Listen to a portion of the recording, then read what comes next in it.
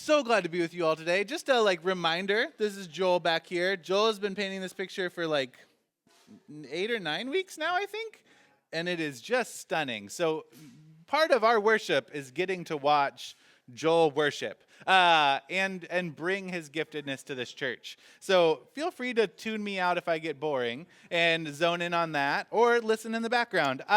We're starting our new series today. Today is the first Sunday of Lent.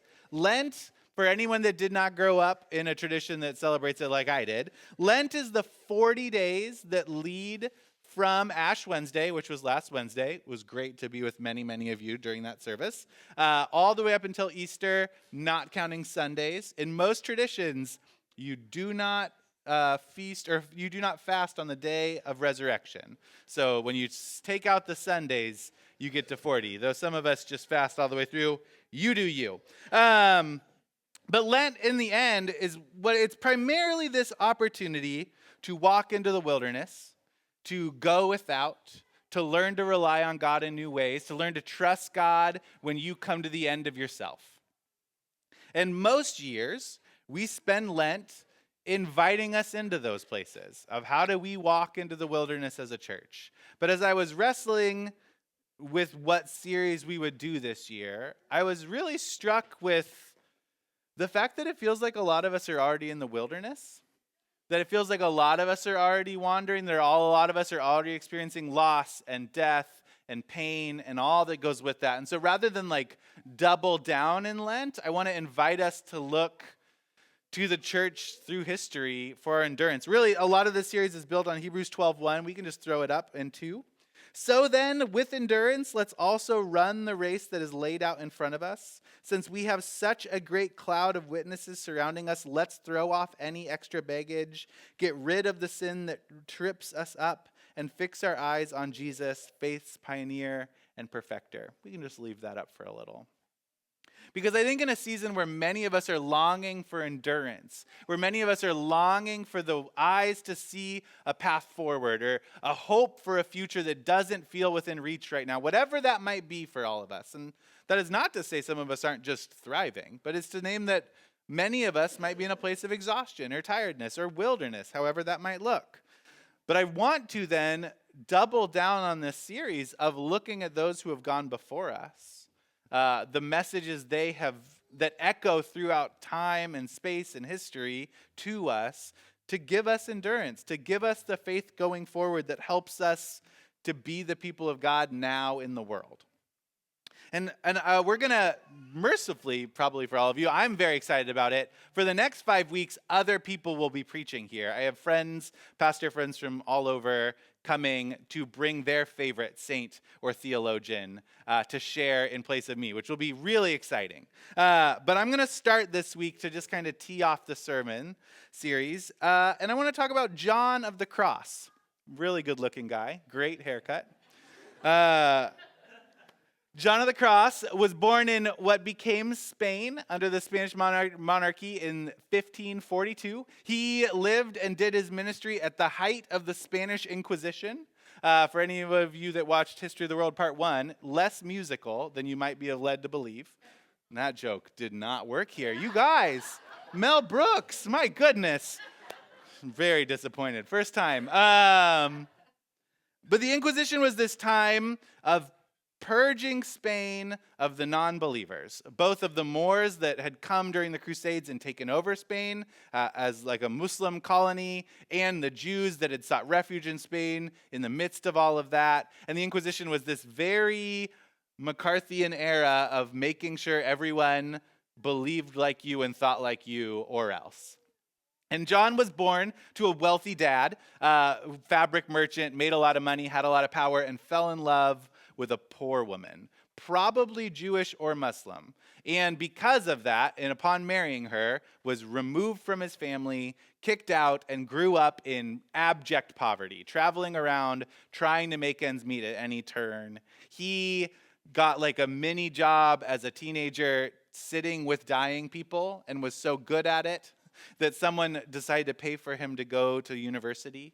And he went to university on scholarship and then became a Carmelite priest or a Carmelite friar. Carmelites were Mendicant order, which you do not have to know any of these words ever again, I promise. But the Mendicant order is an order of monastic order where you travel, where you go around, where you spread the gospel, where you tell people the truth and good news of Jesus, and you do it in urban centers. So there are monastic traditions where you go outside into the wilderness to be away from the world and pray for the world. And then there are monastic traditions where you double down on being here now for the people. And he was part of that. But he quickly felt disillusioned with the movement. It felt like it had grown stale and ineffective, and it was gaining too much power and too much authority. And so he tried to leave, actually, and join a different monastic order, but they said no, which you could do in the 1500s, by the way. Just tell people no, and they had to listen. And so he was approached by this woman, Teresa of Avila, who is an incredible person in our crowd of witnesses. She may come up later in this series, but she invited him to help her to reform the Carmelite tradition, which came up with the Discalced Carmelites. Again, you don't need to know these words, but that meant the barefooted Carmelites, that they were doubling down on poverty and service and going without. And again, because it was the 1500s, the other Carmelites arrested him and put him in jail and tortured him for 9 months, which is a whole thing. He broke out. Yeah, Kobe, it is a bummer. Just to name, man, what a short stick this guy has been dealt. But coming out of that, John started writing poetry, first in his head, and then eventually a jailer took pity on him and gave him paper. And John started writing these poems about the dark night and where is God in quiet and in the darkness. And then John escaped from prison, gave his poems to some nuns that helped save him. And then they said, we don't know what these mean, but they seem great. So then all of his other great works basically are commentaries upon the poems that he's written. And John, you might have heard the hint, is famous for coming up with the phrase, the dark night of the soul, which is a phrase that a lot of us say all the time. It is a phrase that has become very much a part of normal vernacular.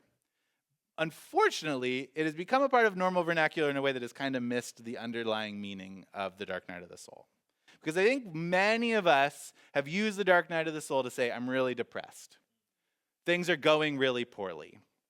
People around me are dying. I lost my job. I'm suffering. And so that is a dark night of the soul.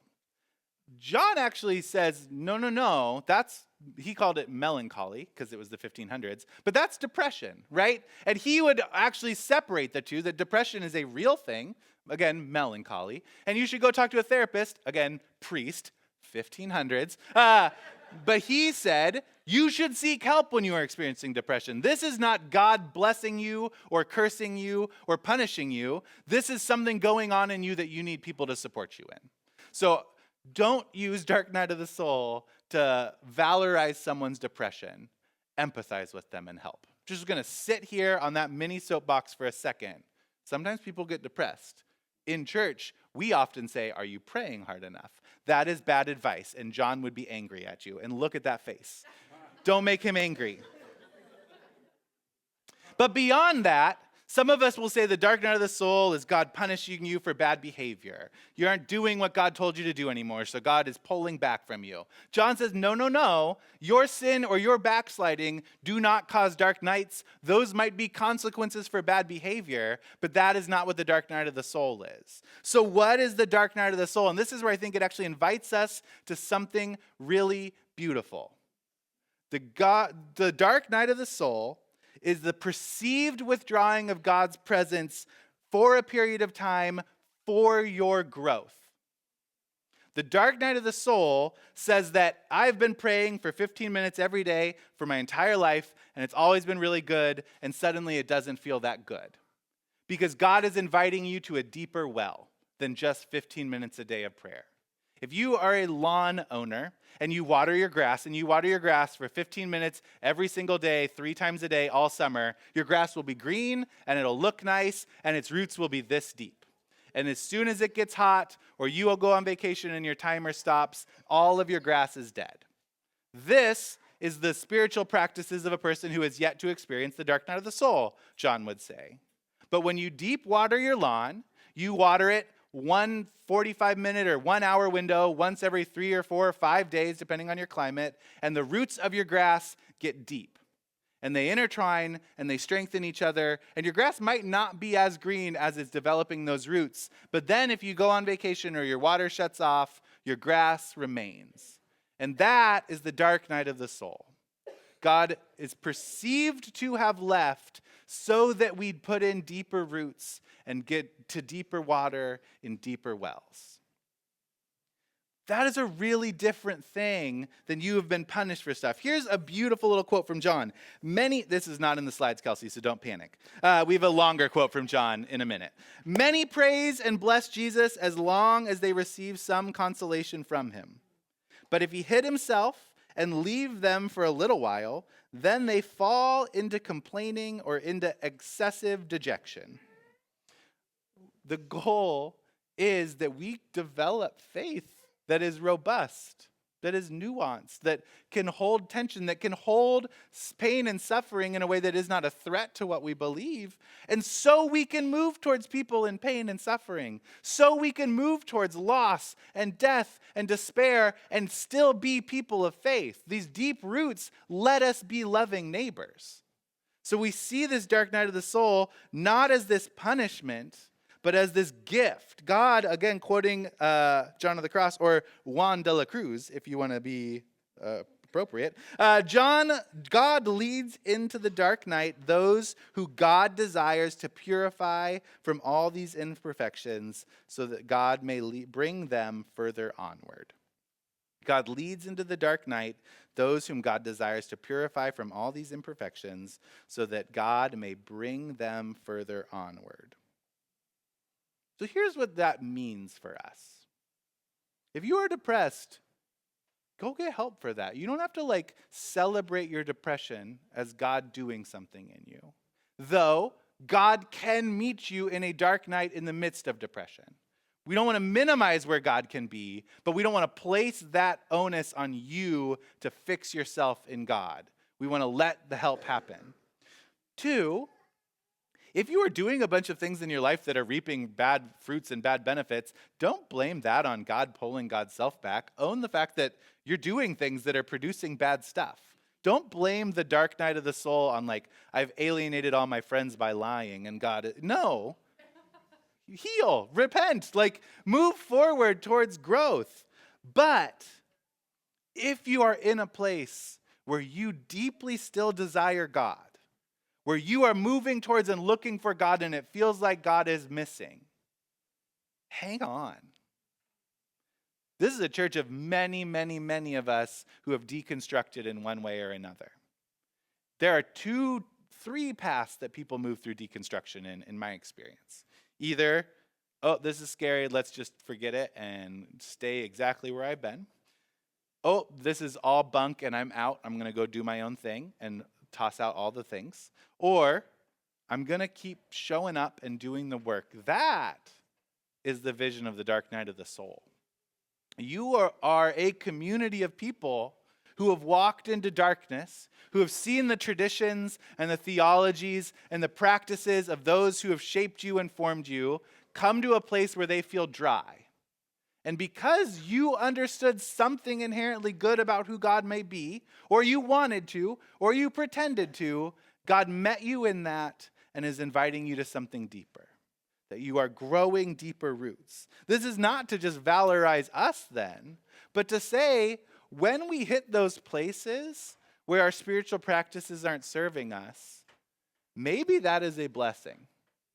I remember I got surface into church history for a while of I'm going to pray the hours every 3 hours all day and all night.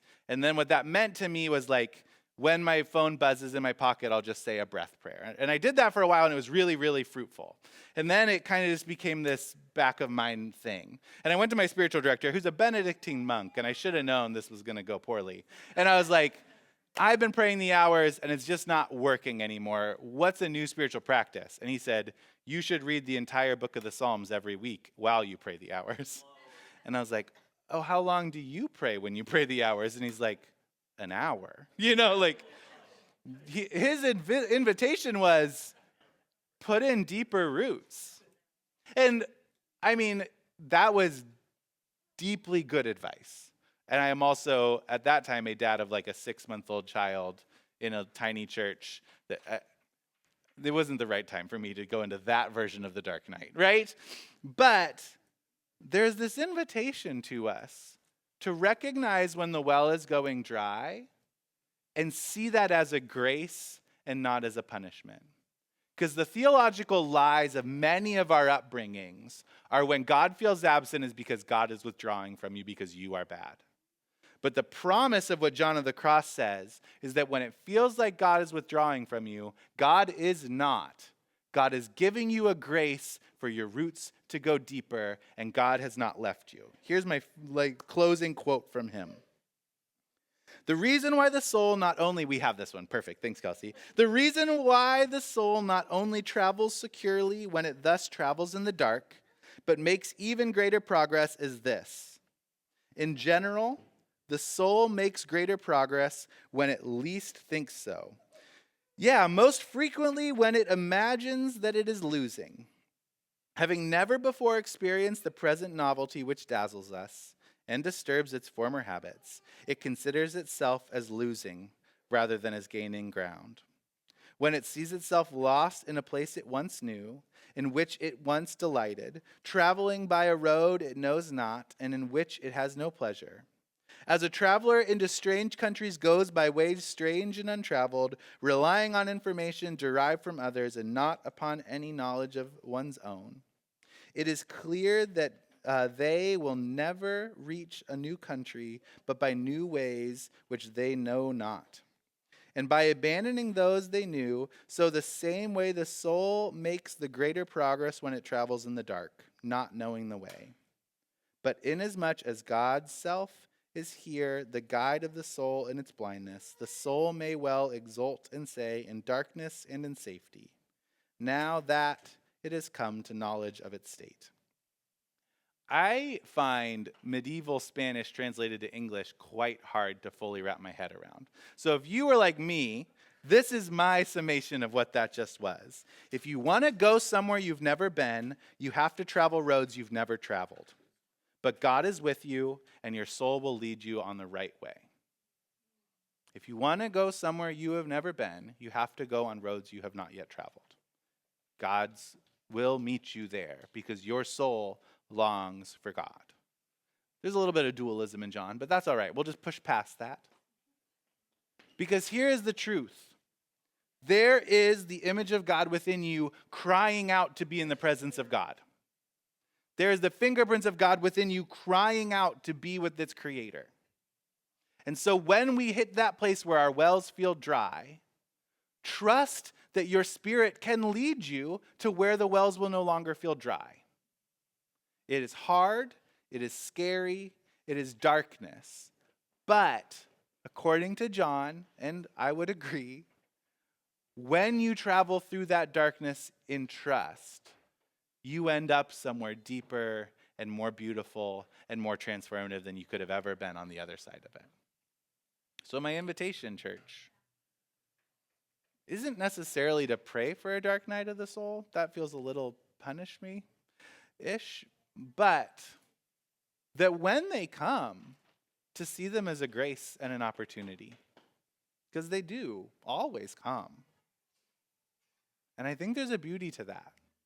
That if we can be people that feel the absence of God while trusting that God is not absent, and recognize that this is a grace that God is doing to you and not a punishment for something you have done, then it is an opportunity to see a new side of God in a new land of your spirit where God is at work in new ways. And it's in that darkness that we can run towards people and love people and be not afraid of their other darknesses. Let's pray. God, guide us in the wilderness. May our souls hear your voice. May our beings connect with you and be led towards the deeper waters, the cleaner wells. In your holy and mighty name, amen.